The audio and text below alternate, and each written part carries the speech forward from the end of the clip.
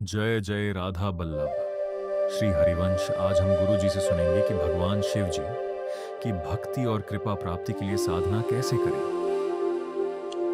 सबसे पहली साधना है, किसी भी भगवान को प्रसन्न करना हो तो अपने को उनके हवाले कर दो। इसे शरणागति कहते हैं। जैसे भगवान शंकर मन वचन कर्म से, हे शिव मैं आपका हूं। सबसे पहली जरूरत है अपने आप। शिव को ये सांसारिक वस्तुएं नहीं चाहिए। लोग भगवान को क्या समझ रहे हैं? अरे अनंत ब्रह्मांड जिनके एक संकल्प में प्रकट हो गए, उन भगवान के बच्चे तुम हो यार। तुम्हारे पास जो कुछ सब उनका दिया हुआ है, तो उनको क्या दोगे? तो फिर हम भगवान की सेवा कैसे करें? सब कुछ उनका दिया हुआ।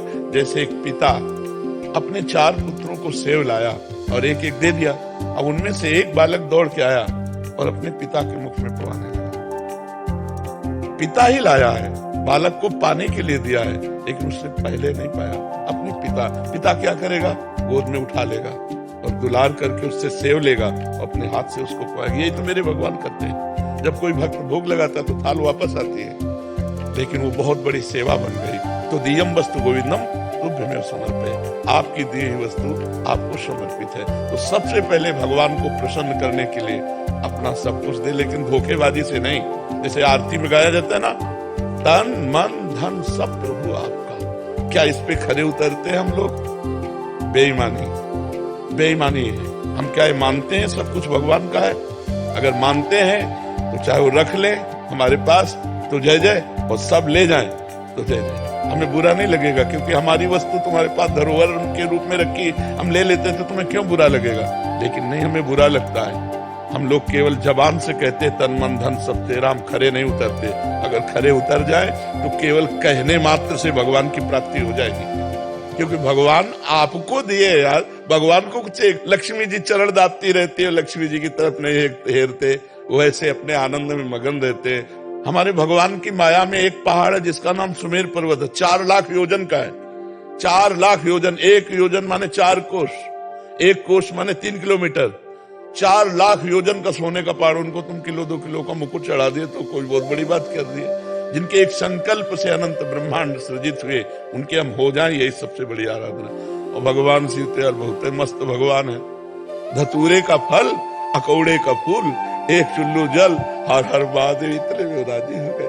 अरे लेकिन सच्ची साधना का स्वरूप है तन मन प्राण भगवान को समर्पित कर देना। समझ पा रहे आप? गुरुदेव, आपने भगवान शिव के दर्शन किए, तो आपने कैसी साधना की थी उसको प्राप्त करने की? क्या उनके दर्शन किए? यही साधना की थी।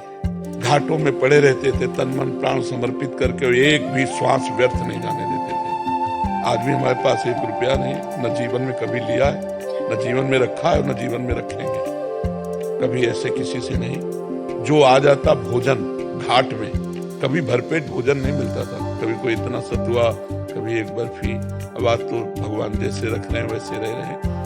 ऐसा जीवन नहीं था। 1 वस्त्र केवल और एक ही लगन कि मैं भगवत साक्षात। अब बचपन से निकले थे, 13 वर्ष की अवस्था, कोई दुख से थोड़े निकले थे कि किसी विपत्ति या दुख या संकट से हम बाबा जी बन गए। खूब ज्ञान पूर्वक निकले थे कि मेरा लक्ष्य क्या है। तो उसी लक्ष्य की प्राप्ति के लिए तड़पन रहती। अब 13 से लेके 55-56 का शरीर होगा, इतनी आयु पूरी व्यतीत हुई है केवल भगवान में। एक भी दोस्त हमारा संसार में नहीं, तो दुश्मन कहां से हो जाएगा?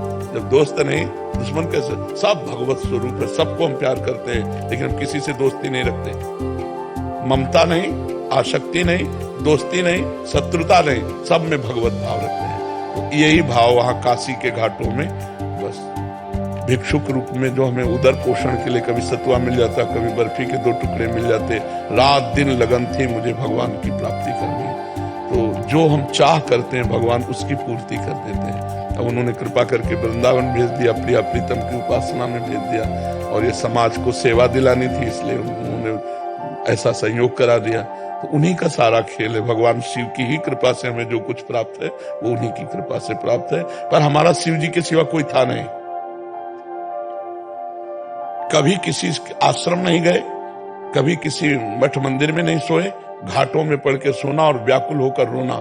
कैसे प्रभु मिलोगे आप? कैसे मिलोगे? बस हमें तो कुछ पता नहीं, आप कैसे मिलोगे?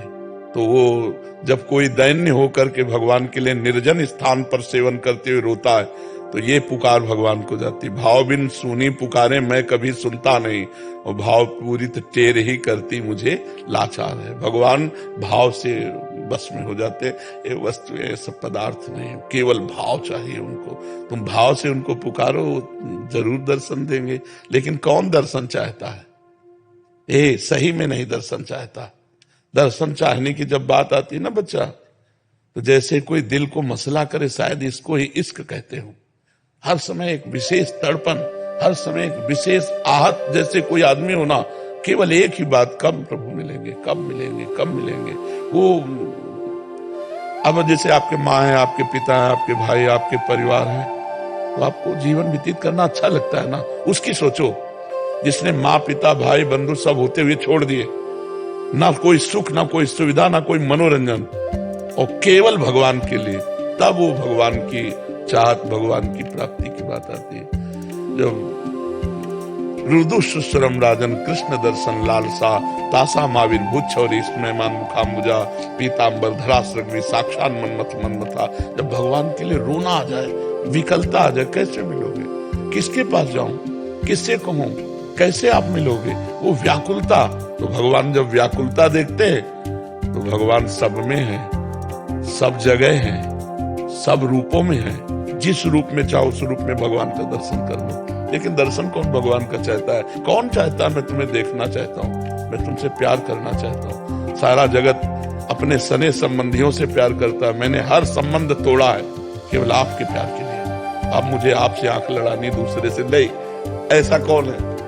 और जो है तो आंख लड़ गई है। ऐसा ले कि प्रभु ऐसे मिलते हो कि ध्यान में मिले, ऐसे देखा है जैसे तुम्हें देखा, ऐसे प्रभु। ठीक 12 बजे दोपहर का समय, चिलचिलाती धूप, कोई एक बंदा भी नहीं, 80 घाटों में कोई एक बंदा भी नहीं, तपती हुई उसमें नंगे पैर, एक छोटा सा त्रिशूल हाथ में लिए, विशाल जटाएं, और जो स्वरूप देखते ही अब जैसे प्यासे को पानी मिल जाए, भूखे को भोजन मिल जाए, ऐसे जिसकी ललक होती है, वैसे काशी में। पर जी आज आपको याद नहीं आती है? भोले बाबा की याद नहीं आती? जब भूले हो तो याद आए। जैसे इस शरीर की हम याद नहीं करते, और इसको हम भूले भी नहीं है। बोलो, सोने के बाद जब उठते हैं आप, तो आपको ये याद करना पड़ता है कि मैं पुरुष हूं, मैं स्त्री हूं, मैं कौन हूं? नहीं, आपकी याद में हर समय था, सोने में भी था, क्योंकि जगकर आप तुरंत क्रियाशील हो जाते हैं। ऐसे ही अगर भगवान शिव को पूछे तो कभी भूले ही नहीं। मतलब वो अगर आप गौर से देखो तो आपको लगेगा कि हम भूले हैं कि नहीं। शंकर पार्षद जैसे वो कर्पूर गौरम करुणा अवतारम संसार सारम भुजगेंद्रारम, उनके चेला ऐसे हैं, उनके दास ऐसे। आप गौर से देखो एकाग्रता करके तो आपको समझ में आ जाएगा। पर वो एकाग्रता होनी चाहिए, वो दृष्टि होनी चाहिए। जाकी रही भावना जैसी प्रभु मूरत देखी। महाराज जी, अब इससे भी पता लगता है कि हर दूसरे दिन कहीं ना कहीं ज्योतिर्लिंग से आपके लिए प्रसाद आता है, कोई पार्षद आते हैं, तो मतलब उससे भी वो प्रेम उजागर होता है कि उनका भी प्रेम आपके प्रति वैसा ही। उन्हीं का है, जो कुछ है उसी शिव प्रेम की थाल में है। अगर प्रिया प्रीतम का है तो शिव जी की ही कृपा से है। मूल जो पात्र है वो शिव कृपा है। उस पात्र में जो रस है वो राधा कृष्ण का है, वो प्रिया प्रीतम का है। लेकिन पात्र तो शिव है, पात्र शिव है और रस प्रिया प्रीतम का है।